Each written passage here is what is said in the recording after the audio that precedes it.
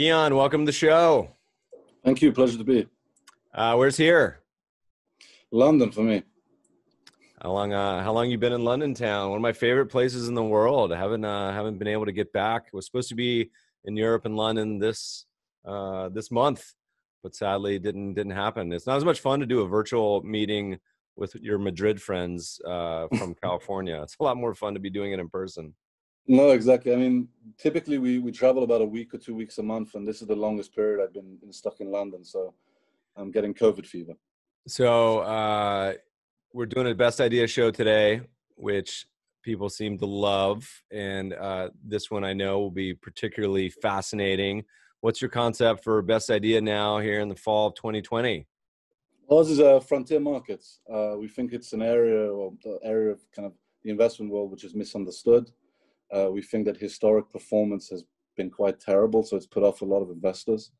But we like to think that we've developed some sort of investment framework that captures the benefits that frontier presents, whilst also being cognizant of the risks that are also there.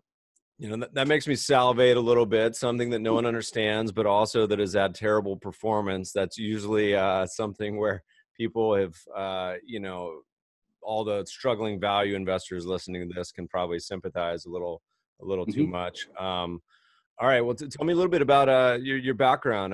You worked with Dr. Doom for a while. Is that correct? That is correct. So I have a bit of a esoteric background. I was one of these weird kids that was obsessed with business and investing from a young age. I kind of bought my first stock when I was 13, started an investment partnership in my late teens. Do you remember what it was? Yeah, it was Yahoo. For no other reason than I just kind of recognized the name. I said, there's a steep learning curve from there, but coming out of the investment partnership, kind of adopting the old value methodology, it's kind of sacrilege to think about macro, kind of take it as an investment consideration. But coming out of 2008, I thought that probably was quite an ignorant view. And so then worked with Rubini, aka Dr. Doom, covering effectively emerging markets and frontier markets. And whilst fascinating, the paradox I came across was you had these really interesting positive dynamics, specifically in frontier markets. That is high GDP growth, great demographics, and all this sort of stuff. But I hadn't seen any investor that had built up a good long-term track record. And so as a side intellectual project, it was to try and understand why and to see if an investment framework could be developed to tackle that problem. And so I was lucky to ultimately then join Sturgeon, which is a London-based frontier manager. And we launched a fund using that framework where effectively we seeded it predominantly with our own capital. And that fund has gone on to do quite well. It's set to return about 5x on capital in just over 5 years. And since then, I've kind of honed in that investment framework and tried to refine it as much as possible in the future, in the fund launches that we've done since then, but all focused on frontier. You know, it's funny talking about your early investments. I mean, I certainly grew up on the Jim Rogers books, Adventure Capitalist and Investment Biker, I think was the first one. Yeah. And it was so much fun. And the Market Wizard books too. I know there's a new one coming out this winter or even fall, where, you know, they profile this concept of like the swashbuckling fund manager from the 70s and 80s, back when he was at Omega with Soros. And, you know, in many ways, it's still similar to that. I think the struggle so many people have with, forget frontier markets, I mean, just emerging markets in general. If you're in America, my audience is global, but still mostly Americans, even developed markets is a struggle, largely because U.S. stocks have done so well over the past decade. But frontier markets is even tinier relative to emerging markets. So talk to me about, you mentioned a very briefly, you alluded to their growth and their GDP. Walk us through the general case for, and what do you even mean by frontier markets? I think a lot of people don't even know what that designation even means. No, it's a very good question. So there is no standardized definition of frontier. And if you were to take a look at, let's say, MSCI Frontier, which is the broadest definition of frontier countries, and you look at the country constituents, there's no unifying theme bringing together. You have countries like Argentina, Vietnam, and Kuwait. Effectively, the variable, the lens of which they've been put together is capital market sophistication, right? Not any dynamics relating to GDP, not any dynamics relating to underpenetrated consumer and all this sort of stuff. And so when you're investing through the public markets in frontier, arguably you're not actually getting frontier exposure. And so even if you look at that MSCI frontier track record over the past 10 years, it's annualized about 5%, which is the opposite of the risk spectrum one would want from frontier, which is considered the most risky. At the same time, on private equity funds in frontier, they've been the worst performing relative to emerging or developed, in the sense that if you look at the spectrum of returns, frontier has been about 9%, emerging 15%, developed somewhere between 19 to 25. And our read of that is more that it's an allocation function. So if you take private to start with, what has typically happened, or the approach that has typically been taken, is to optimize for how business has been done historically in the country. That is, to invest in the leading local entrepreneur, or to invest in state privatizations because they're nominally cheap. And if you take those two examples, the leading entrepreneur, effectively you're entering in a really asymmetrical trade. That individual already has plenty capital. And what you're effectively doing is forcing them capital, saying, look, take my money, increase capacity, whatever you do, so I can ride the wave of hopeful positive GDP growth going forward. The difficulty of that is that revenue growth is intrinsically linked to the economy. And what you have in frontier countries is structurally higher GDP growth, but much more volatile. And to add to that FX volatility, it makes it very difficult to actually generate returns. On the public side, when you travel to these countries, you realize that the stock markets are actually comprised of legacy state assets. That is, the quality companies really are not on the local stock markets.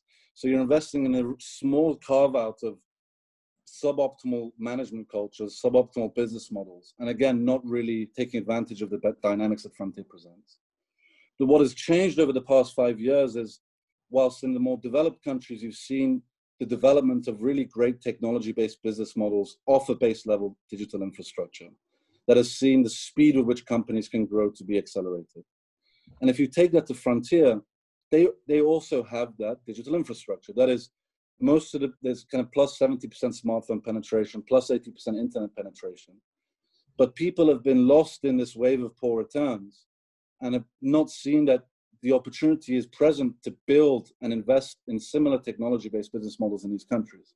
That is, you're taking the blueprint for what has worked, business models that you know are proven to be profitable, that is positive unit economics. They're scalable. They address the broad public needs. If you think of it through Maslow's hierarchy of needs, it's really addressing the basic needs. And investing in those sort of businesses captures the positive dynamics of frontier, but also allows you to be resilient in the face of the risks, right? So one risk that investors typically come across in frontier is political risk. And political risk, there's normally a positive correlation between the success of a simple business, let's take a gold mine, and the propensity for the government to, let's say, want to be aggressive and potentially taking it off you. Why? Because a gold mine, on a relative basis, is operationally simple to run. And so it's very easy to replace the CEO with someone else. But if I'm running a tech company, not only don't have any tangible assets, I have intangible assets, so there's nothing really to take, but they're operationally complex. They're difficult to take away from you, right? And if you think of it through the lens of adding or taking away from the ecosystem, most of these businesses are adding to the ecosystem, so it's a win-win for everyone, including the government. If you take e-commerce, you're working with a local logistics provider to help them increase revenues. You're helping local offline retailers have an online presence to increase their revenues. You're helping people to access products at a cheaper price. And so the whole ecosystem wins. And that's why I think the totality of focusing on technology in frontier allows you to really capture the positive dynamics whilst being cognizant of the risks. All right, man, we got about 3 hours of stuff to unpack here. You know, as you think about the challenges of limitless choices and opportunities, you know, just in developed markets, there's tens of thousands of securities, same thing for emerging. And then you get to frontier where there's a whole slew of more countries. I pulled up the MSCI Frontier Index, and even then, you got to say how representative is that, because you have one stock that's 20% of the index. So it's so arbitrary that you have probably a dozen or 24 countries. You know, for the listeners, foreign developed for the indices usually has about 22 countries, and foreign emerging about the same. So a bunch of countries, and this is a problem with a lot of the regional indices, like Africa. If you have an African fund, it's like basically have South Africa. So you always got to be really careful about these public market cap weighted. A lot of the things that you talked about, you know, I kind of smile about, because on the list of investor concerns, what do you say the big three are? Is it, when people talk to you, is it geopolitical risk, legal risk, FX? What are the main like top couple? And then also comment, are they justified, and which ones are not? Like, which one is a non-issue and which ones are actual? You gotta take it serious. Sure. So the top three probably are political risk, macro risk, including currency, and the ability to be able to actually exit your investments. I mean, if you're focused on the private markets as we are. And all to an extent are justified by precedent. So you've had in countries such as, let's say, Mongolia, which was kind of a decade ago sold as the next big frontier, which didn't perform for a number of reasons, but political risk was one of them. Macro risk as well, because a lot of these frontier countries see a lot of volatility in their currency. And exit risk as well, because again, if you go back to the idea that most investments in private space have been done in industrial or kind of old age businesses, and if you can't unlock value, it's very difficult to actually exit. But I would say that on all 3 points, that's changed. So my view as it relates to frontier is, if you're able to build and invest in a great business model that captures a large customer base, then you will be able to exit. And kind of one good example of that is a company that IPO'd last week called Kaspi, which operates in Kazakhstan. Kazakhstan is a country of 18 million people, very small country. And the basics of this business is an e-commerce marketplace with a fintech overlay on top of it. That is to provide consumer loans to individuals to be able to buy on this e-commerce marketplace. In 10 years, they went from 0 to about 500 million in net income. And last week, IPO'd at $6.5 billion. Again, only operating in Kazakhstan with a population of 18 million. You've seen similar cases in Africa. I think 2 weeks ago, you had Stripe, which acquired a payment provider in Nigeria called Paystack. It's like $200 million, right? Yeah, I think that's their biggest acquisition yet. Great for the ecosystem. Yep. The point is that on the business model specifically, in the absence of technology, there has been no business models that has been able to capture a large enough customer base to really make it interesting as an investor in Frontier. But now I would argue with technology, it's possible. Yeah. With political risk as well, again, if you look at the precedent, what has typically happened is, if I invest in a previously state-owned asset, you have a legacy culture, you have a legacy way of doing things, you have embedded interests. And the only way for me to unlock value is to destroy all of that, right? Then those embedded interests start to talk to one another, and then you can get screwed. Similarly, if I'm investing in an area which is considered a strategic asset for the government, there you have risk as well. But going back to my point earlier, in technology, you're doing nothing but adding to the ecosystem. And our experience is that the governments are actually like to work with you in accelerating that, because you bring youth employment, you bring jobs, you bring prosperity to the broad economy. On the economic side as well, I mean, what I would like to say is to define exactly what Frontier is in our mind, which I didn't do in the previous question, is we define Frontier as a country that has a very low level of private sector participation relative to total investment in the economy. That is, has historically had large, the state has been the largest provider of capital in the economy. And that we really become interested in a country where that's changing, where it's become emerging in the sense that there's some sort of catalyst that allows for private sector participation to go up, and as a result of that, foreign investment. And what that effectively means is, because there's been an absence of private capital that is better incentivized to capitalize on opportunity, in theory, there's an abundance of opportunity that an investor can look at. And what we like are countries that effectively are coming from a very low base from a few perspectives. That they have very little external debt. They have a natural current account surplus. They normally have high reserves to GDP. And so from a foundational balance sheet perspective for the economy, you're going into a situation where there's much more resilience to the economy relative to a country, let's say like Turkey, where you have budget deficit, fiscal deficit, current account deficit, and really high external debt. And so we try to tend to avoid those countries that are in those situations. So who's on the list of countries in your universe? You mentioned, do you guys focus exclusively on private, by the way, or is it public and private? And then what countries are in the universe that fall into at least potential investment choices? Sure. So we exclusively focus on private at the moment. And the countries that we've typically focused on are ex-Soviet Union countries. Right now, our favorite and the most probably esoteric to your listeners is Uzbekistan, and we can go into why. We also invest in Kazakhstan, but broadly look at opportunities within Frontier, specifically viewing it through the lens of which business models that we know to be great haven't yet been developed in a particular country, and then look to invest in that business model.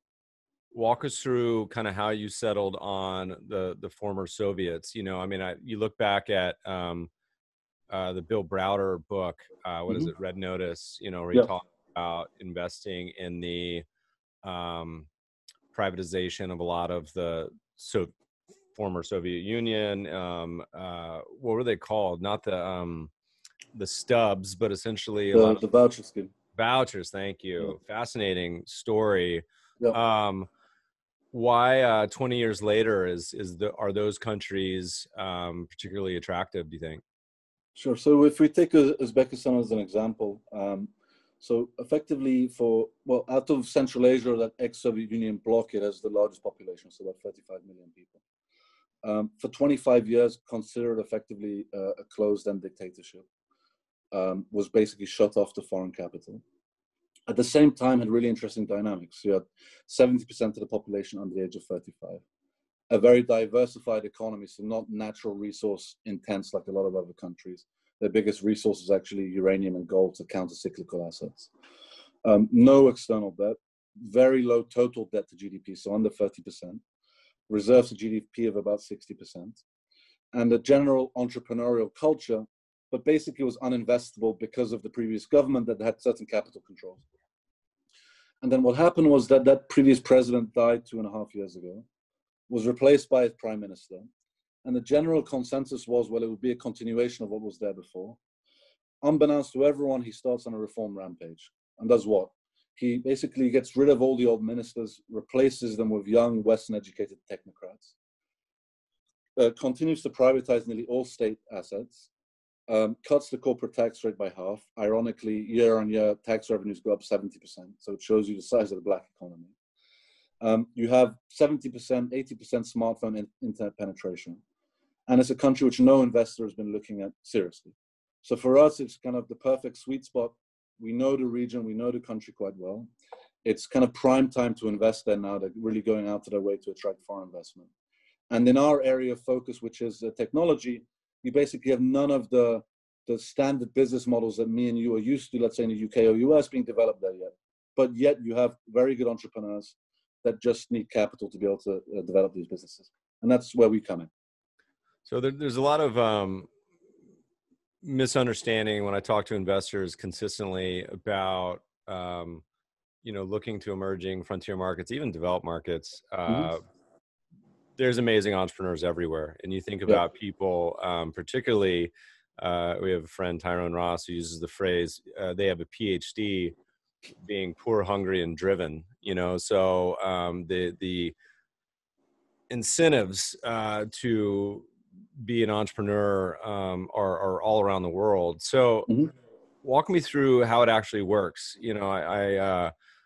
What kind of companies are you looking for when you say, like, put it in US dollar terms, market cap sort of targets? You mentioned broad sector themes, but just give us the kind of whole overview of how do you guys go about it? Yeah, sure. So effectively, our area of focus for us is between seed and let's say Series B.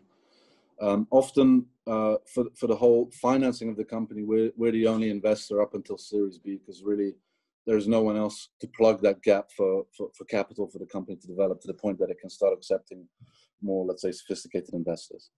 But the business models that we like are effectively e-commerce, enterprise software, so SaaS, but focused on small to mid-sized businesses, and the hybrid between software and commerce. And so an example that I can give of a company in Uzbekistan that we're investing in is exactly the hybrid between software and e-commerce, but for the pharmaceutical market. So if you take the structure of the pharmaceutical market in the country, they basically produce zero medicine or drugs themselves.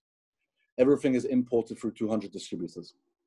And so this company was founded by someone that was in the pharmaceutical business for about 20 years. His granddad was the Minister of Health back in the day. And so knows the industry inside out. And then came up with a basic inventory management software for the distributors. Right? And in 1 year sold it to 95% of them. The next leg of the value chain is obviously the pharmacies. Again, came up with the basic inventory management software for pharmacies, and in 6 months sold it to 50% of them. And then added 2 other modules to that software for procurement, right? So if you're a pharmacy, typically you would have 2 to 3 people calling up the distributors for the different medicines or drugs that you need. Given you have the data on the both sides, you can automatically match it, right? And so if you just that part of the value chain, you have a nice enterprise SaaS type business, high margin, high recurring revenue. And the next leg of the value chain is the consumer. So the consumer typically would have to go around different pharmacies, whatever it is. But here, because you have all the data from the value chain, you have already 1 million users on the application where they can see which drug is cheapest to buy from which pharmacy. They can have subscription packages and all of that sort of stuff. And so there, the business is already in a capital-light way captured the whole pharmaceutical value chain. And it just so happens the value of transactions across that value chain is about $7.2 billion a year, right? Now, we're investing in this company, which is already operational cash flow break-even, at a pre-money valuation of $10 million, right? I mean, that dynamic you wouldn't be able to find in any other country.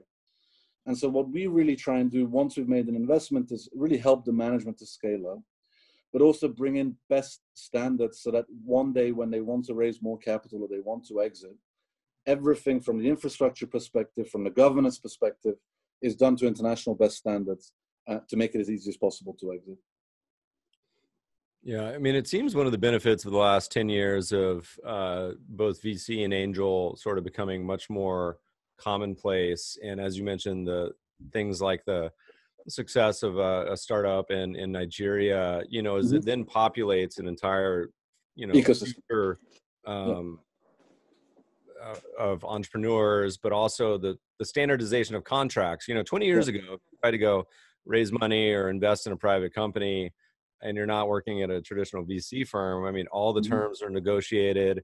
You know, it's just a big mess. But now that you've had Techstars and many of these others kind of post Y Combinator, these standardized contracts, at least you have a world where it's not like a used car dealership anymore. I mean, I'm sure it's still sure.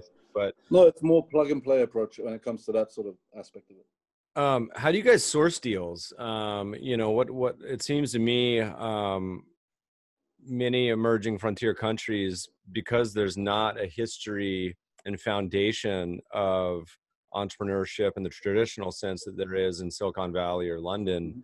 How do you find the deals? Walk us through the whole process. Sure. So one prerequisite before we operate in any country is for us, before we launch a fund, is to have a local team in place. And the idea behind that local team is that they're individuals that arguably have the most track record of investing in private capital in that country. And so as an example, in Uzbekistan, we hired basically the founder and CEO of the previous sovereign fund there. So has the most track record in deploying private capital. And given we've been in the region for quite a while, I would hope to think that our kind of name is synonymous for anyone that's looking for capital within the technology space. And so we have an on-the-ground effort for deal flow, but also we regularly get inbound requests or opportunities presented to us as well. And so from that perspective, it's super interesting to see the spectrum of opportunities that come up, just to understand the mentality of what entrepreneurs think are the opportunities set in their own country. But that's the basic way we get our deal flow. And then what we do from there is, the way we think about it is, what typically happens, especially in frontier and emerging markets, is a lot of these companies don't have the necessary infrastructure or data rooms for you as an investor to make an appropriate appraisal as to whether to invest or not. And that's almost become commoditized because of regulation in the more developed world, but hasn't been in frontier. So if you have an edge in gathering information, it really is a kind of competitive edge. And then what we do there is, which is easier with technology companies, is we ask ourselves, what are the most important variables driving the success of the business? Look for data points that match those variables. And then we insist on the company having the data infrastructure in place even before we invest, so that we can monitor what is happening on a neutral basis with that business. And then let that drive our discussion or narrative with management, as opposed to being charmed by management or the entrepreneurs without having any information or data to work from it.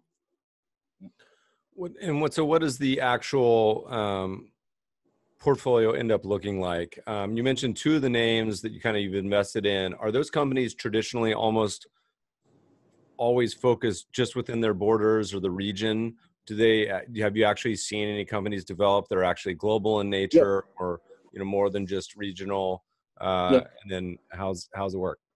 Sure. So the portfolio is structured such that the largest position would be the one that we have, let's say, the highest conviction about, that has a proven track record, has the largest TAM, so total addressable market, in our mind, and effectively one that we believe will be relatively easier to exit. And so our largest investment at the moment is a business called Zoodmore, which is today the largest cross-border e-commerce business in Central Asia. And that operates now in 5 countries, and now has even expanded to the Middle East. And it's an interesting question to say, well, why should this business exist when you have the likes of Alibaba in the world? What's interesting is, if you look at these countries on an individual basis, they're too small for the likes of Alibaba and too difficult from a localization perspective to integrate for them to even make a meaningful effort. So they just haven't done it. Kind of fair game for anyone to try and build an e-commerce business. But what's really important is that localization. And you need to solve effectively for 3 main things. The first is logistics, right? So if you want to get goods from, let's say, China or Turkey to any of these countries, you need to have a logistical solution. And so there the company solved for basically being the first provider of last mile delivery in every single country it operates in. The second is payment solutions. So if you take a country like Uzbekistan, less than 10% of the people have Visa or MasterCard. So they can't make international payments. And there they've integrated local payments with international ones. They've added cash on delivery, which is a very important functionality. And so made it as easy as possible for people to pay for products. And then with that base level infrastructure, they approached the likes of JD.com and other large e-commerce players to bring a product catalog. Today has 4 million products that people can buy or sell, and effectively went live in November 2018. And at the time, if you spoke to investors that were looking at the company, they're like, Jesus, this is kind of really operationally complex business. But it was necessary to be operationally complex for it to actually be able to operate in multiple countries. In every country today that it operates in, it's the most downloaded application. Has over 5 million downloads. There's been growing GMV, that is gross merchandise value, at about 36% a month, which has just been accelerated with COVID. So back in March, before COVID, the company had an annualized GMV run rate of about $3 million. That today is $50 million. Why? Because not only have they added the cross-border, but during the pandemic, you had a bunch of the local offline retailers that just had no way of selling their products. Quickly, they basically brought their product catalogs online, made it as easy as possible for them to also sell. And in our view, is on its way to becoming a really sizable business. Now, the beauty of this business model and what you see in developing countries is the business models that I think we like the best are the ones that can capture a large customer base that is quite sticky. That is, they have so many touch points with the business that you can add further services onto that to monetize further. And to give you an example, now that we have a certain user base, let's say roughly 1 million users that are actively using the application, we can now add consumer loans because we have the data on those underlying consumers. If you look at Ant Financial, which is kind of a recent IPO out of China, that beast of a finance business really was born out of Alibaba as an e-commerce company. Why? Because they had a captive customer base that, from a customer acquisition cost perspective, was extremely cheap to then start selling other services to. That's when you then have seen the development of super apps off of that concept of selling one service. Once you've captured the customer base, to then start selling other services to them as well. So your portfolio, I imagine you guys as a traditional private equity investor, how many names you guys looking to allocate to, and what's the period? Yep. So we typically don't invest in more than 10 companies in a fund. And our period for investment is a maximum 7 years. And our return target is, the way we think about it, is quite formulaic. So we look at any point in time, what is the upper quartile of developed market returns in private equity? And then obviously, given we're investing in frontier, we believe we should be generating a premium to that. And so if you take the upper quartile over the past 10 years of developed markets PE returns, it's been about 29%. We take the GMO forecast of frontier, add 10% to that. And so our target IRR is 40%, which is effectively 5x on capital in 5 years. And in our mind, which obviously is quite ambitious, but in our mind, if we cannot achieve that, then there's simply no reason for us to exist as a fund. That's an honest assessment. So you have the tailwinds of a friendly government. I was reading that the public market is still pretty small there. Yep. Like 5-10 billion. Is that ballpark correct? Yep. And small relative to GDP. So there's kind of two parts to that. It's small on an absolute level, but really, as a percentage of GDP, it's way smaller than it could be. Many countries around the world, just for listener sort of knowledge reference, the US often ends up 100, 200% of GDP. Many countries are at 50% of GDP, the market cap of the stock markets. So if you have one that's, say, at 5% or 10%, that public market could easily 10x from there in terms of size and capacity. And it seems like, from what I've read, the government's pretty intent on developing that as well. Yep. So if you think that typically in these countries, the capital formation has been through debt, and that equity is a new concept to them, specifically through capital markets. When developing a capital market, you have the chicken and the egg situation, in the sense that you want the incentives for private companies to want to be able to IPO, but at the same time, you need the local capital to be able to match it. And what typically has happened is that the real quality companies always IPO abroad. And so it's actually very difficult, and I'm yet to see, I can think of one example actually, I'm yet to see a frontier country that has really developed a deep ecosystem of capital markets. The one exception, ironically, is Iran. Why? Because you've had sanctions on the country for so long that they've really had to develop a stock market. There you have a stock market of about 250 billion, 200 million daily average trading volume. But kind of non-sanctioned, normal frontier countries, they actually have a very difficult time in developing that capital market for the reasons I said. What's the, you mentioned a 7-year period.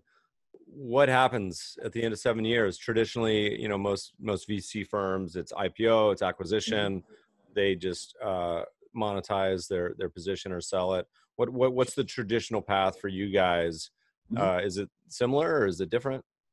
Yeah, so it's mostly strategic acquisition. So the benefit of this region, you have you have quite successful large Russian technology players, which obviously this is a natural area for them to operate and compete in.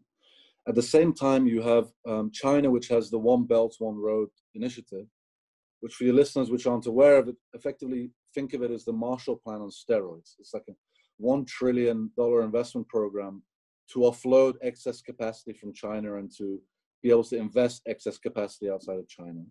And this region falls center of that.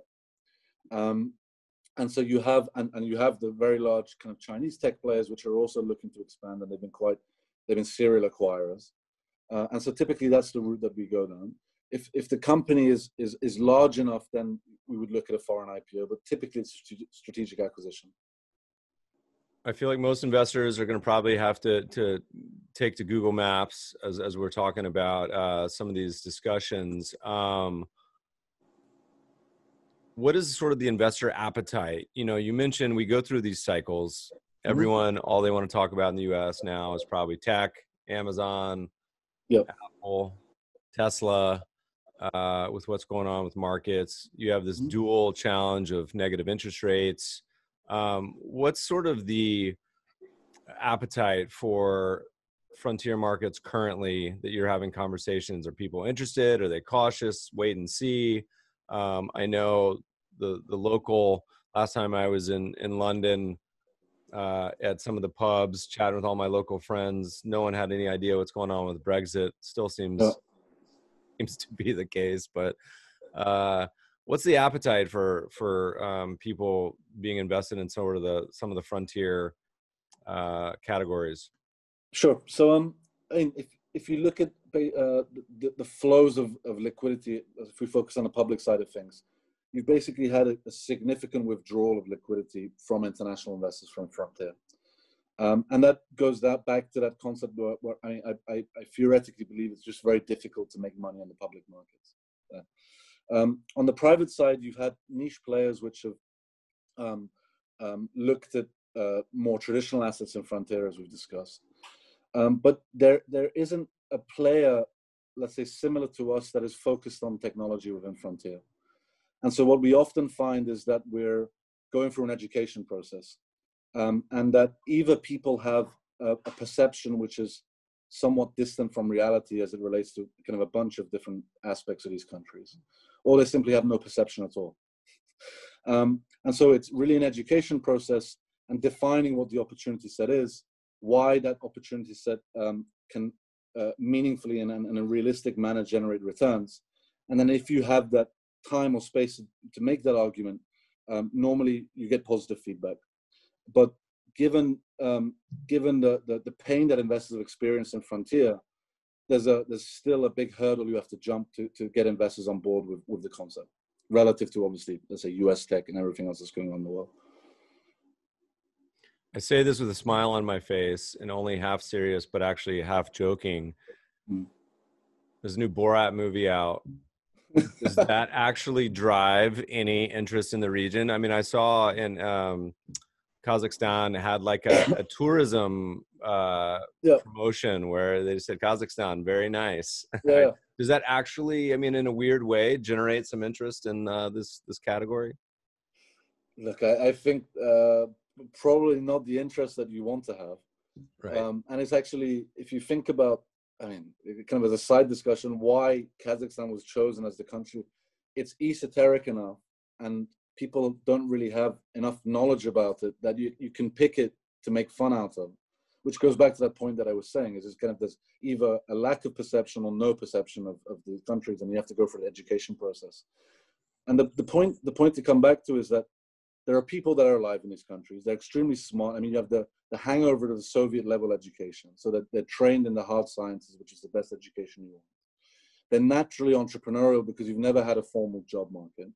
There is GDP being generated, and yet these great business models aren't built there yet. So someone has to come in and plug that gap. And now you're seeing companies, as I said, Kaspi with their IPO last week, really showing that investors can make money and can capitalize on opportunities within these countries. What is the, so let's go beyond Uzbekistan's borders. What other frontiers do you think are interesting? Are there ones that you're like, oh my God, absolutely stay away from? Are you guys investing in any outside Uzbekistan right now? What are some of the other opportunities out there?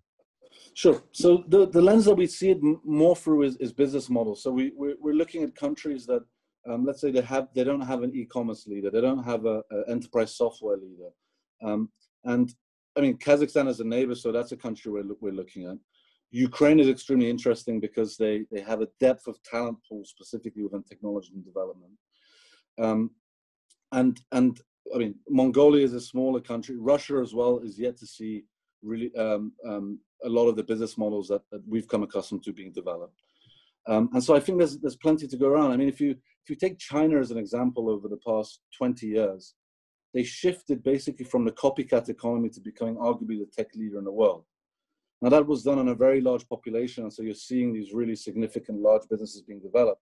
But that's really a case study of what happens when you focus on technology and focus on building innovative business models with capable people, and what the outcome of that is. And arguably Africa is yet to see that in certain countries of Southeast Asia.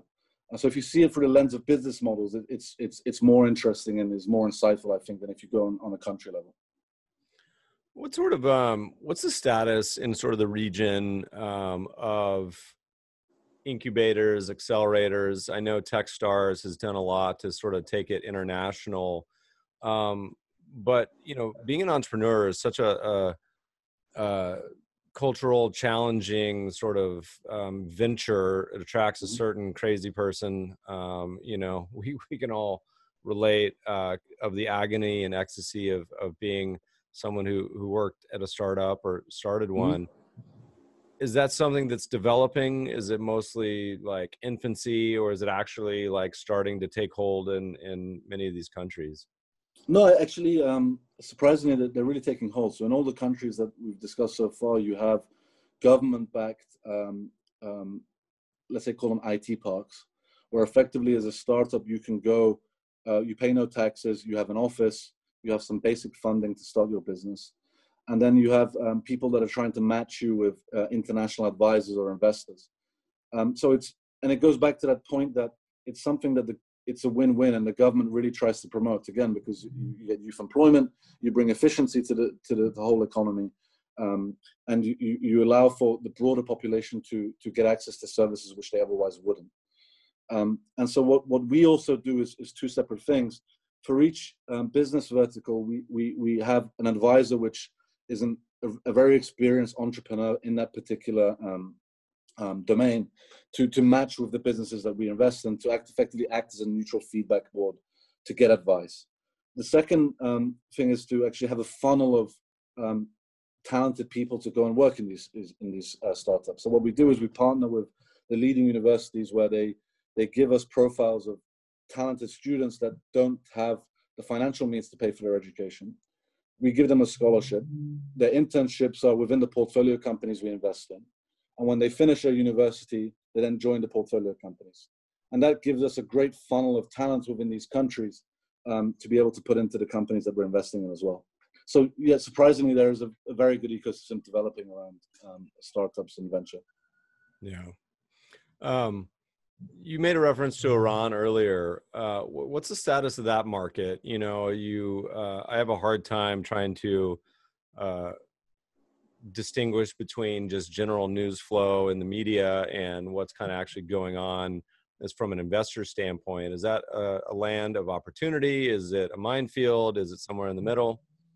I would say it's a land of opportunity, and I'll give you two numbers which probably you won't believe. 2019 and 2018 was the best stock market in the world, performing stock market in the world, up over 100% year on year. And if you look at it from 1998 till now, the stock market is compounded in dollar terms at 16% a year. Now, why? Because you basically have, for an extended period of time, sanctions on the country. You've had extreme currency volatility. But if you look at the composition of the stock market, effectively it's 60% of the companies are exporters, right? So they have dollar revenues, local currency costs. When you have inflation, the stock market is the best liquid hedge for both institutional and retail investors in the country. You have average PEs of about 4, dividend yields above 10%, and just an abundance of opportunity in the private space. But obviously, given the situation, it's very difficult to access at the moment. But we can see how that may change. Yeah, the geopolitical legal side is always, I think a concern, often unfounded, but sometimes, it becomes a very real issue. I know Argentina put some capital controls on, and then like you have investors, like their biggest nightmare is money just getting stuck, Yep. It's like I can't access it. All right. Any other opportunities you're seeing in countries? We've touched on a lot so far. Anything else that you think is particularly interesting? And what has this year been like? How does this affect a lot of the countries that you've been looking into? Yeah. So touching on the last question first. Serendipitously, around the world you've seen this development of things moving from offline to online. That's just been accelerated probably by 5 years. And not that we had any foresight that there would be a pandemic and that this would be a result, but we're really seeing that in the companies that we're investing in. So if you consider that for a lot of the population in these countries, they're not used to the online services. And so the question that we always have is how much has to be spent in marketing dollars to convert those customers? what effectively COVID has done is accelerated that shift from consumers moving from offline to online, which is a great base level shift upwards for the types of businesses that we're investing in. And for us, the most interesting opportunity is just the amazing way that the addressable market of the businesses that we're investing in expands. So I can give you another example of, if we take Uzbekistan, 60% of GDP is SMEs, so small to mid-sized businesses. And if you look at all their back-end infrastructure for account management, inventory management, it's typically either paper or Excel. And so here we're investing in a business called Bills, which basically provides basic inventory software and account management software to these companies, which again is a 40-50% operating margin business, high recurring revenue. And that we were happy as an investment thesis with that. But then what has happened is interesting, is through the provision of that software, you're collecting all the data on the inventory management cycle, cash cycle of all these underlying businesses. And the businesses managed to add on another service. Now, what is that service? It's matching with the banking system to provide working capital loans to the merchants.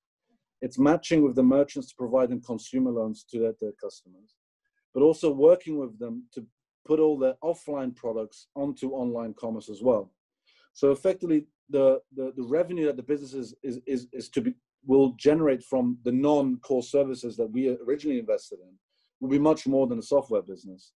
And what we see, which is extremely interesting in all these businesses, is just by capturing a core customer base, again, going back to that concept that is just sticky, the ability to add on more and more services to generate revenue is always increasing as time goes by. And I don't think you have the similar dynamic in developed markets. So for example, if I was Amazon today could probably have the biggest consumer lending business in the US, but from a regulatory perspective, it will never be allowed.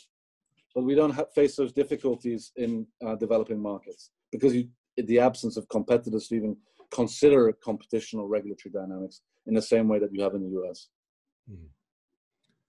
I was smiling as you were talking because I was thinking ahead, as we tend to do. And my favorite thing as a public market guy is reserve tickers. And so I was like, all right, we have Stan available. UBEC, what are the tickers we can have for the first Uzbekistan or former Soviet ETF?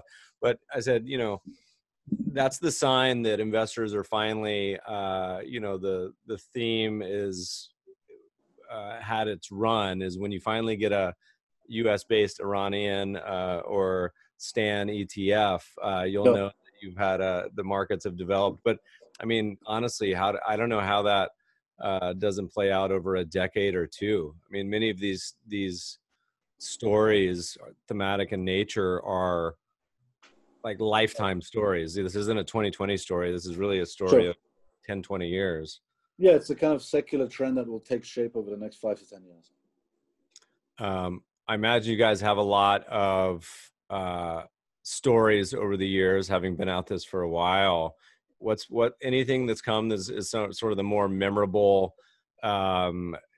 experiences from having been doing boots on the ground security analysis in these countries for a while that you can tell on the podcast? Just trying to filter it down. I mean, one interesting case was a pharmaceutical company that we were looking at, and this was actually a private equity approach, but executed for the public markets. And this was a company in Kazakhstan which was extremely illiquid stock that no one was really looking at. And what they produce is effectively the equipment that a hospital needs to be able to function. It was tightly held by the family. And again, when he spoke to the brokers, they were like, just don't look at this company. I mean, there's no way to buy it. And so silly old me, I bought 1 or 2 stocks, went to the AGM, which was in the middle of nowhere, surrounded by a boardroom, everyone sitting in lab coats. And I was trying to be semi-civilized and sensible and wear a suit. There's a picture of it still somewhere. And this was a business that was running 40% operating margins consistently, free cash flow always in excess of net income. I was growing top line at about 20%. And then what that perspired effectively to be a 5-hour conversation with the management, where when you kind of tap dance on business strategy and all that, so we kind of made a very good connection. convince the part of the family to sell us some shares, and worked with them to actively increase free float, actively communicate with the market. And ultimately, the stock did quite well. So it's an interesting case of when not only foreign investors aren't looking at it, but the local investors aren't looking at it. And that by really being on the ground and doing the work, it's beneficial. You know, you talk about this concept, which I think is interesting, which is in many cases of businesses around the world, you have the state-owned businesses, but you also have the sort of family businesses where, you know, they are just printing money. They have amazing cash flow. Credit Suisse actually has listeners will add it to the show note links, an index and report they update yearly that's about sort of this concept of family-owned businesses. And it's not surprising they do well, because you're who do you entrust more with your money than, you know, Right. it being your own money. And so as opposed to a somewhat detached board of directors or maybe CEO whose short-termism isn't aligned with a family that may be generational. Sure. That's an interesting concept. You know, it's under this like umbrella of insiders, Yep. everything else. Yep. What else? What's the capacity? You guys, is it you start to bump your head against the ceiling if you get to a certain size? Is it 100 million? Yeah. Billion? So the way we work, and arguably why the opportunity set exists, is so before we launch a fund, we spend about a year just looking at opportunities, just looking at deal flow, to the point where we do the research, we've done the diligence, and we even have term sheets signed before the fund is launched to know exactly what the opportunity set is in front of us. And the benchmark of returns for those opportunities is the 5x on capital that I kind of mentioned earlier, in the sense that if we think an opportunity can't meet that, we simply pass. If we think it can meet that, then the whole work goes into building conviction about it. And the benefit of operating like that is when it comes to fund launch, you know exactly what your fund size should be. And once the fund is launched, you can allocate very quickly. So for example, in June, we launched the fund, and within 3 months, we'd already had invested in 5 companies. Now, our capacity for our funds are extremely limited, for the very reason that if we were to raise, I don't know, $500 million fund, we would have a difficult time deploying it. So for example, the fund we raised dedicated to Uzbekistan, that's a $40 million fund. And it's the reason why the opportunity set exists for us. We're an investment team of 6 people. On 40 million, the management fees don't really push the needle. But if we meet our return target from a carry perspective amongst 5 people, that's quite meaningful. But if I'm a large firm, if I'm a plus $1 billion asset manager, again, it doesn't make sense for me to go and do a fund of that size, which is why for us it's a sweet spot of raising limited capacity funds on a specific target set of opportunities, where we have conviction about the types of businesses we're investing in, and having conviction about the returns that we think we can generate. What tends to be the sort of involvement with local government? You know, I imagine many of these countries, particularly the ones like Uzbekistan, that are receptive to developing entrepreneurship and capital markets. Is it ever the situation where, you know, the governments are helpful, meaning they're like, hey, look, we'll introduce you deal flow. We'll, you know, there's maybe some tax or incentive programs that they're promoting. I mean, I imagine there's a lot. Yep. So in a few respects, both governments have effectively, as I said, government-backed tech parks, which are a natural source of deal flow. They also have their own. If you take Kazakhstan, a government-backed fund of funds, which is there to seed international investment managers to invest in their country, which again you don't have in a lot of countries, but is a great initiative to promote investment in these countries. And in Uzbekistan, we're actively in discussions with the government for them effectively to be as a co-investor with us. Again, going back to that concept that you're increasing employment and bringing a bunch of benefits to the economy, for them it makes a lot of sense to do so, particularly that they don't have the domain expertise themselves within government to understand how to invest and develop these businesses. And so they very much like to work alongside firms like ourselves in developing that ecosystem and developing that investment basis for the companies in the country. What's your traditional investor? Is it family office? Is it pension funds? Yeah, family office, high net worth. I mean, we're pretty big investors in all of the funds that we manage ourselves. And you have, to an extent, development banks as well. So development banks usually have a mandate to invest in these sort of countries. And they're active direct investors themselves, but also they allocate the funds as well. If you could look out, so it's 2020 winding down, been a weird year, but the decade is just starting. As you look out to the horizon for Sturgeon, what are you guys brainstorming about? What are you excited about as far as what y'all plan on doing in the future? Is it exploring into new regions as the opportunities present themselves? Is it growing certain other new ideas? What's on the brain? Sure. So effectively, the way I see it is in a lot of the countries that we invest in, you have this interesting dynamic. So if I was to ask you, how many tech entrepreneurs are there in the US which shape the future of that country? It's probably in the hundreds, maybe thousands. Thousands is probably extending. If I look at a country like Uzbekistan, it's probably a dozen which we know very well. And together with the government, we have a blank canvas to potentially create what the technology ecosystem of that country will look like over the next 5 to 10 years. Yeah. And the intellectual challenge of that and getting to that stage, which you think is beneficial from an investment perspective, from a returns perspective, from societal perspective, is extremely interesting. Thinking through which business models are the best business models to not only generate returns, but also to target and influence the largest part of the population is very interesting. And so what we're really focused on are what are the business models that are the best way in a profitable manner to capture as large a population in these countries as possible. And that constant challenge and the way that develops, given the businesses within the country developing as well, is what I find fascinating. And I think is a never-ending game. Yeah, I mean, I imagine there's just so much low-hanging fruit. I was thinking about the European conglomerate that just like copies all the internet ideas. What is it, Rocket?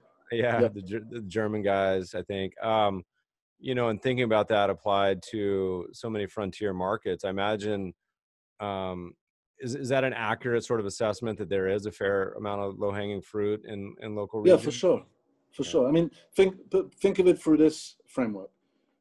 You have the blueprint for successful business models. They've been developed in the US and developed in emerging countries even. You've seen what has worked, what hasn't.